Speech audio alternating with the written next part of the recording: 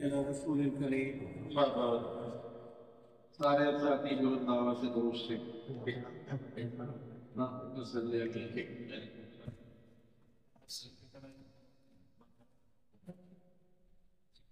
اللهم بارك لنا ولا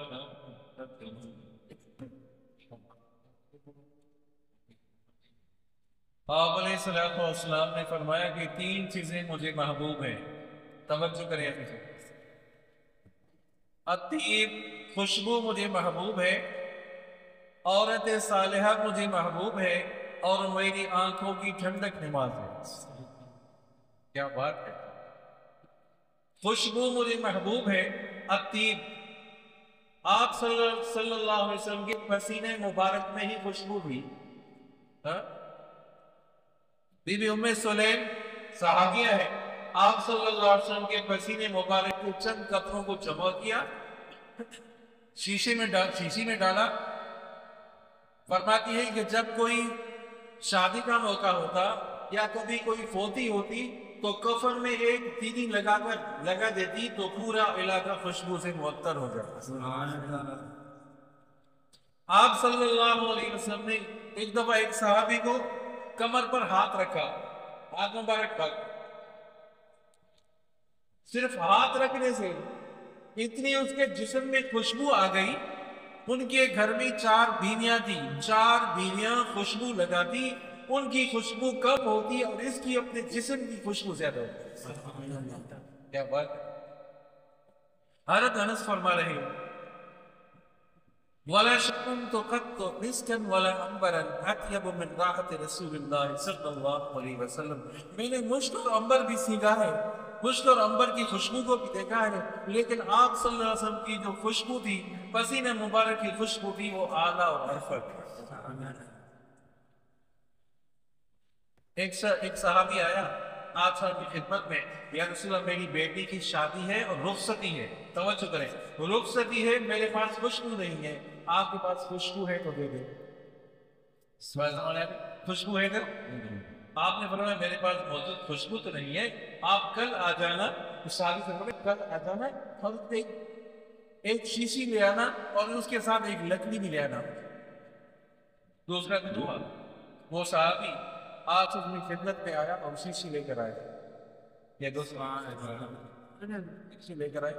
آپ نے اپنے پاؤں مبارک کو اس کے نچوڑا، ٹانگ مبارک کو نچوڑا، دونوں سے نچوڑ کر پسینہ مبارک کے چند قطرے نکلے اور آپ نے اس شیشی میں ڈالا اور فرمایا یہ جو لکڑی ہے شیشی میں ڈالو اور اپنی بیٹی سے کہہ دو کہ روزانہ اسے ایک وہ لکڑی اٹھا کر اس میں خوشبو کی اپنے کپڑوں کو لگا دے، تو وہ روزانہ کپڑوں میں لگا دے گی، پورا علاقہ خوشبو سے معطر ہو جاتا اور وہ مشہور ہو گیا کہ یہ گھر جو ہے وہ خوشبو والا گھر ہے، یہ گھر خوشبو والا گھر ہے۔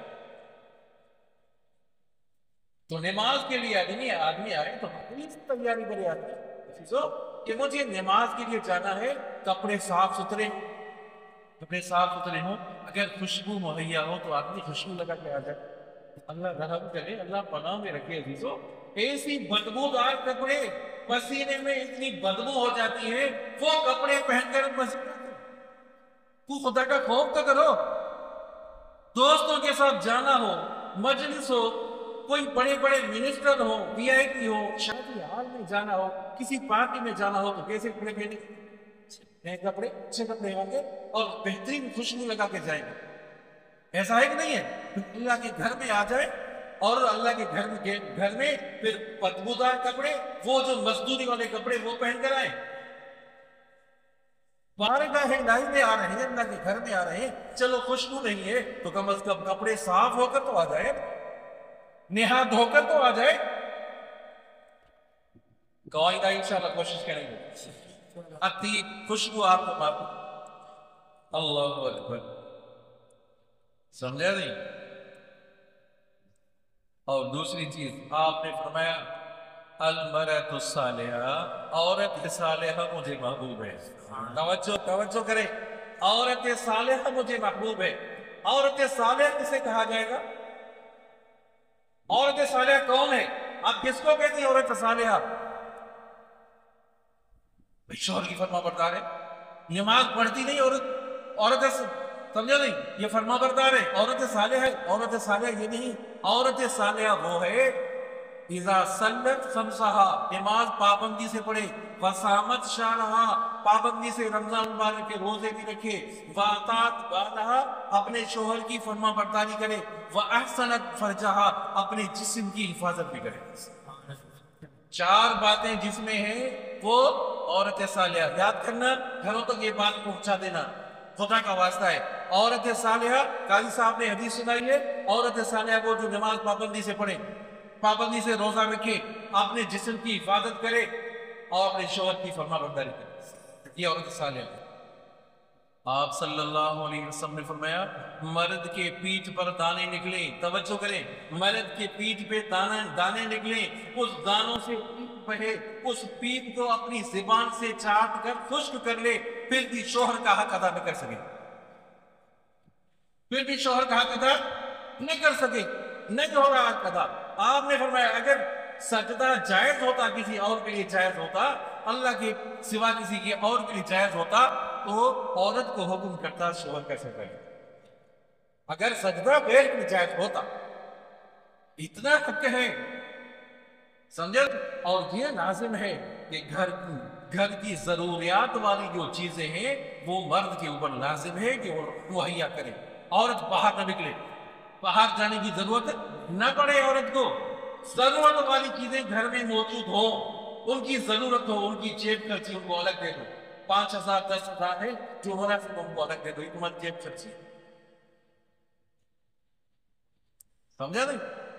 مرد بلاتا ہے آؤ میرے ساتھ بیٹھو، آؤ میرے ساتھ بیٹھو، مجھے تو سر میں درد ہے، میں تو بیمار ہوں، کہتی ہے عورتیں، کہتی ہیں میں تو بیمار ہوں۔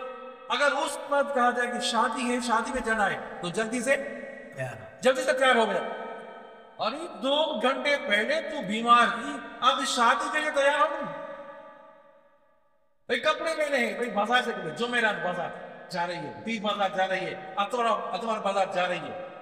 عورت صالحہ یہ نہیں ہے، عورت صالحہ وہ ہے جو چولہے پہ بیٹھی ہے، مرد بلانا ہے کہ آؤ میرے ساتھ، تو چولہے کو چھوڑے، روٹی پکانے کو چھوڑے، سالن پکانے کو چھوڑے، شوہر کے آگے بیٹھ جائے۔ یہ شوہر کے ساتھ بیٹھنا عبادت ہے، بات سمجھ رہے ہو؟ شوہر کے ساتھ بیٹھنا عبادت ہے۔ اللہ رحم کرے، ایسی عورتیں آج ہماری گھروں میں دیکھے تو صحیح کیا حال ہے، گھروں تک یہ بات پہنچائیں۔ فرما بردار عورت وہ ہے ایما امرأۃ ماتت زوجها عنها راض دخلت الجنہ، عورت فوت ہو گئی، شوہر ان سے راضی تھا، فرمایا دخلت الجنہ، جنت میں داخل ہو گئی۔ شوہر کہتے ہیں اچھا ہوا میں دوسری شادی کر لوں گا، اچھا ہوا چلیں گے، ایسا نہیں، شوہر راضی، شوہر سمجھا نہیں، وہ فوت ہو گئی، شوہر سمجھا نہیں اس سے راضی تھا، بڑی نیک صالح تھی، بڑی میری فرما بردار تھی، فرمایا دخلت الجنہ، یہ جنت میں داخل ہو گئی۔ عورت 5 وقت نماز پابندی سے پڑھ رہی ہے، تہجد گزار بھی ہے، لیکن شوہر ناراض ہے، توجہ کریں، شوہر ناراض ہے، شوہر سے بات نہیں کرتی، ان کی تہجد کام نہیں آئے گی، ان کی نماز کام نہیں آئے گی، نماز قبول نہیں ہوگی اللہ کے ہاں، روزہ قبول نہیں ہوگا اللہ کے ہاں جب تک شوہر کو راضی نہ کرے۔ شریعت کے احکام تو دیں گے، ایک طرف حقوق اللہ کا حکم دیا جا رہا ہے، ایک طرف نماز کا حکم دیا جا رہا ہے، دوسری طرف حقوق العباد کا حکم دیا جا رہا ہے۔ حقوق العباد کا خیال کرو، عورت کا حق کا بھی خیال کرنا ہے، عورت کا بھی خیال کرنا ہے، ان کی ضرورت کا بھی خیال کرنا ہے، سمجھے نہیں؟ اور یہ بھی شاید کریں عزیزوں، اپنے گھروں میں یہ بات بتا دیں، ہمارے اکثر حضرات ایسے ہیں جو پابندی نہیں ہے، پردے کی پابندی نہیں ہے، اسلامی پردے کی پابندی نہیں ہے، جو اسلامی پردہ کرے ان پر لوگ ہنستے ہیں، نہیں ہنستے، ارے یہ ملا ہو گیا، دور کے رشتہ دار کو بھی گھر میں لے آئیں گے، شریعت اس کی اجازت نہیں دیتی، جو شریعت اس کی اجازت، دور کے رشتہ دار کیوں لے آتے ہو بھائی؟ حقیقت میں یہ ہے، شرعی حکم یہ ہے کہ جس کے ساتھ نکاح جائز ہے اس مرد کو گھر میں آنا منع ہے، چچا زاد ہے، ماموں زاد ہے، پھوپھی زاد ہے، یہ ایسے لوگ ہیں جس کے ساتھ نکاح کرنا جائز ہے، شریعت و اجازت نہیں دیتی یہ گھر میں آ جائیں۔ اگر وہ شرعی پردہ نہیں ہے، ہمارے گھر میں شرعی پردہ نہیں ہے، تو کم از کم وہ عورتیں خیال تو کریں یہ دور کا رشتہ دار ہے، ہم دور رہیں، اس سے دور رہیں دوسرے کمرے میں۔ آج تو یہ دوست ہے، اب دوسری قوم کا ہوگا، گھر میں لے آئیں گے، ارے آتی نہیں ہو، بھائی کو ہاتھ نہیں دیتی، ماموں کو ہاتھ نہیں دیتی۔ کوئی حیا بھی چیز ہوتی ہے عزیزو، غیرت بھی کوئی چیز ہوتی ہے۔ اسلام نے تو غیرت کا سبق سکھایا ہے۔ الحم والموت فرمایا نہیں ہے، شوہر کا بھائی گھر میں آ رہا ہے، الحم والموت، شوہر کا بھائی موت ہے، آپ صلی اللہ علیہ وسلم کا فرمان ہے شوہر کا بھائی موت ہے، کیا مانا وہ تو آئے گا نہیں، تو آدمی اس میں گناہ میں مبتلا ہو جاتا ہے۔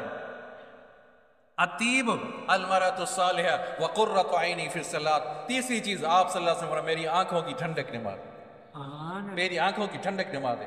وقت ہو جائے، آذان ہو جائے تو گھر میں بیٹھنا آدمی بھول جائے، بیٹوں کو بھول جائے، اولاد کو بھول جائے۔ یہ تھے صحابہ کرام، اب ایک دوسرے کو جانتا ہی نہیں تھے، جب نماز کا وقت آ جاتا تھا تو ایک دوسرے کو جانتا ہی نہیں تھے۔